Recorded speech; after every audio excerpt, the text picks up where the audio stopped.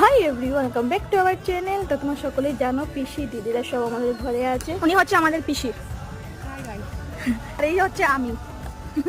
তোমাকে তোমার সবাই চিনো, সেলিব্রিটি। তো আজ আমরা সবাই মিলে একটু ইভিনিং ওয়ার্কে বেরোলাম, দেখি কতদূর যাই।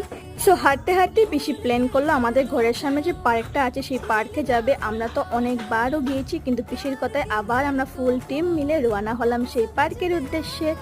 তো যাই হোক, আর আমাদের গ্রামটা তোমাদেরকে কতবার দেখাবো, যতবার আমি দেখি ততবার তোমাদেরকে দেখাবার ইচ্ছা করে, কারণ এত সুন্দর গ্রাম না দেখালে কি হয় বলো তো।